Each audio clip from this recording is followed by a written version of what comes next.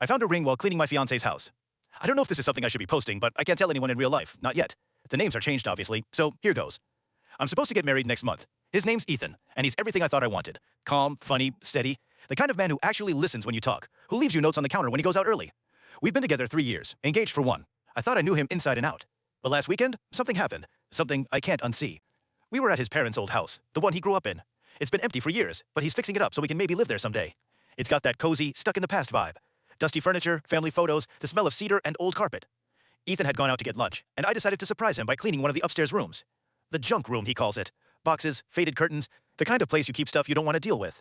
I opened a few boxes and found old toys, school notebooks, photo albums. His handwriting was still the same, that careful, too-perfect print. I don't know why, but I started humming while I worked, something my mom used to do when she cleaned. Maybe that's why it hit so hard later. Anyway, I was dusting the top of a tall dresser when something small rolled out from behind a stack of books, a little wooden jewelry box. Pale wood, scratched corners, the kind of thing you'd expect to hold an old watch or keepsakes. It wasn't locked, so I opened it. Inside was a ring. It looked vintage. Gold, thin band, a small diamond set in a delicate floral pattern. It was the kind of ring you'd see in a grandmother's photo or a thrift shop window. I thought maybe it was his mom's or something sentimental. But when I tilted it in the light, I noticed the engraving inside. To M, my forever. That's when my stomach dropped. My mom's name is Margaret. I know, there are a million women named Margaret. It could have been anyone. But still, it didn't feel random. It felt personal. I laughed at first, a weird little nervous laugh that didn't sound like me. I told myself I was overthinking. Still, I slipped the ring onto my finger, and it fit perfectly.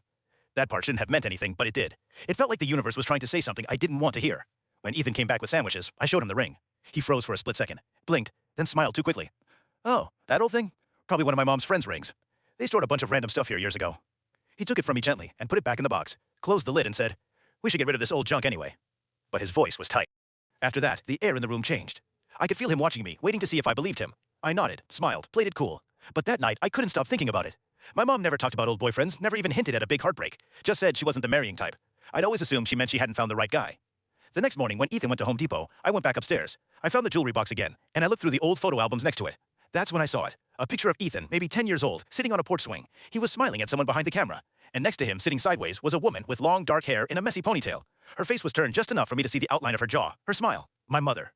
I swear my heart actually stopped. I flipped through the album faster, my hands shaking. There were more photos. Ethan and that same woman at a park, eating ice cream, laughing. One where she had her arm around his shoulders. None of them were labeled, but I didn't need captions. I knew that face. My mom used to tell me stories about babysitting a sweet kid from Maple Lane, how his parents traveled a lot, and she used to look after him when she was in college. She never told me his name. I sat there for a long time just staring at the photos. My chest hurt like I'd been punched. I kept thinking, no, this isn't what it looks like.